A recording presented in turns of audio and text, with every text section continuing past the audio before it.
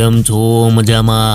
अरे मामा, पूर्व सांसद और उत्तर प्रदेश के कुख्यात माफिया डॉन अतीक अहमद की हत्या का कनेक्शन गैंगस्टर लॉरेंस बिश्नोई और पश्चिमी यूपी के नामी डॉन राठी बाठी गैंग से है। वरिष्ठ पत्रकार और लेखक मनोज रंजन त्रिपाठी ने 54 दिनों की पूरी कहानी बताई कि कैसे प्लानिंग हुई, कितनी बार मारने की कोशिश हुई और इस सब के पीछे कौन कौन था।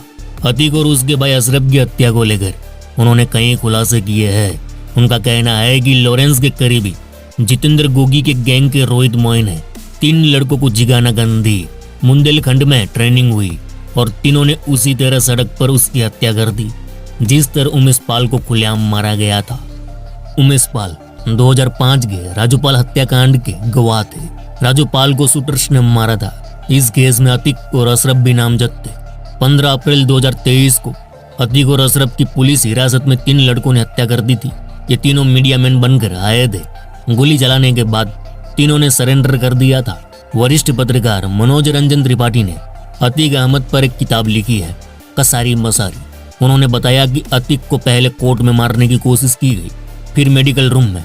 जब साबरमती जेल से अतीक को प्रयागराज लाया जा रहा था और गाड़ी झांसी में घुसती थी तो उस वक्त भी शूटर साथ थे और वह कितने दिनों से साथ थे। उन्होंने कहा कि यह किताब अतीक अहमद पर नहीं है, यह किताब अतीक के साबरमती से प्रयागराज आने और हत्या तक की 54 दिनों की कहानी है।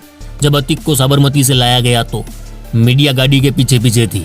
सबको लग रहा था विकास दुबे की तरह उसकी गाड़ी पलट सकती है, तो देश के पूरे मीडिया का हुजूम ये सब रिकॉर्ड करने अतीक के पुलिस काफिले के पीछे ही था और ये तीनों लड़के भी मीडिया वाले बनकर कदम कदम पर साथ चल रहे थे। मनोज रंजन त्रिपाठी ने बताया कि उमेश पाल की हत्या के बाद ही यह तय हो गया था कि अतीक को मारा जाएगा। उन्होंने कहा कि यह तय हो गया था कि राजूपाल की हत्या के गवाह उमेश को अगर अतीक खुलेआम प्रयागराज की सड़क पर मारेंगे। उमेश पाल बीजेपी का सदस्य था, वकील था, उसे इस तरह फिल्मी सीन क्रिएट करके मारेंगे तो अतीक का भी यही अंजाम होना था। मनोज त्रिपाठी ने कहा, 30 साल मैंने जर्नलिज्म में गुजारे हैं लेकिन कभी लाइव मर्डर नहीं देखा। जब अतीक की हत्या हुई तो वहां से मुझे ख्याल आया, मैंने एक डॉट कनेक्ट किया कि ऐसा ही अफगानिस्तान में भी एक हत्या हुई थी जिसका नाम था अहमद शाह। उन्हें लाइन ऑफ पंजीसर कहते थे क्योंकि तालिबान पंजीसर पर कब्जा नहीं कर पा रहा था। फिर एक इंग्लिश चैनल से अहमद शाह का इंटरव्यू मैनेज किया गया। उनके साथ एक कैमरामैन था, एक क्रू था, एक रिपोर्टर था और 3 लोग बैठकर उनका इंटरव्यू कर रहे थे। तीनों ने बैठकर अपने अपने बटन दबाए और अहमद शाह की किलिंग हो गई। वह सारे सुसाइड बॉम्बर स्क्वाड के लोग थे जो तालिबान ने प्लान कराए गए थे। ठीक वैसा ही मर्डर अतीक अहमद का हुआ। 3 लोग तैयार किए गए, ट्रेनिंग दी गई और तीनों मीडिया मैन बनकर वहां जाते हैं और उनको मार देते हैं।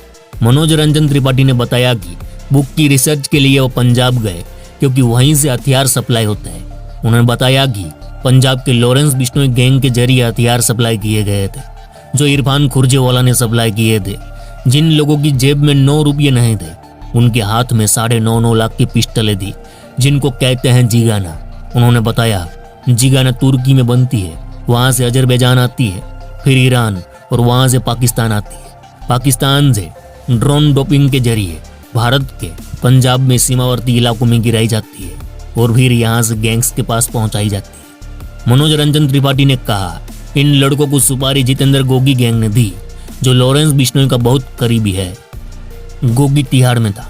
लॉरेंस बिश्नोई से पहले जितेंद्र गोगी का एक करीबी प्रिंस तेवतिया था जिसकी तिहाड़ में हत्या हो चुकी थी। जितेंद्र गोगी ने कई शूटर्स को इसलिए बुलाया ताकि टिल्लू ताजपुरिया की हत्या की जा सके। टिल्लू ताजपुरिया ने ही प्रिंस तेवतिया को मरवाया था। इसी बीच ये लड़के वहां पहुंचते हैं। इनको 2 फोटो दिखाई जाती है। फोटो थी अतीक अहमद और उसके भाई अशरफ की। अब मामा ये बात लेखक और पत्रकार मनोज रंजन त्रिपाठी ने अपनी किताब में लिखी है और हाल ही में उन्होंने शुभंकर मिश्रा को दिए गए पॉडकास्ट में इन सारी बातों का जिक्र किया। लेकिन मनोज रंजन के रिसर्च और उनकी कहानी में मुझे कुछ डाउट दिख रहा है। आइए आपको समझाता हूँ। पहली बात यह कि मनोज रंजन त्रिपाठी ने कहा कि जितेंद्र गोगी ने लड़कों को दिल्ली बुलाया था टिल्लू ताजपुरिया को मारने, लेकिन जितेंद्र गोगी तो 24 सितंबर 2021 को रोहिणी कोर्ट में ही मारा गया था। फिर वह अतीक को मारने वाले लड़कों को कैसे बुला सकता है? तो अब मैं बताता हूँ, सुनो मामा। जब मैंने क्रॉस चेक किया तो पता चला कि जितेंद्र गोगी और टिल्लू में दुश्मनी थी, ये बात जग जाहिर है। और जितेंद्र गोगी जिगाना पिस्टल से ही मर्डर करता था, ये बात भी जग जाहिर है। गोगी टिल्लू को मारना चाहता था, लेकिन इससे पहले टिल्लू ने गोगी को मरवा दिया। उधर गोगी गैंग का गठजोड़ लॉरेंस बिश्नोई गैंग से है और जितेंद्र गोगी का राइट हैंड रोहित मोई अब गोगी की मौत का बदला लेना चाहता था और तिहाड़ में बैठे टिल्लू को मारना चाहता था।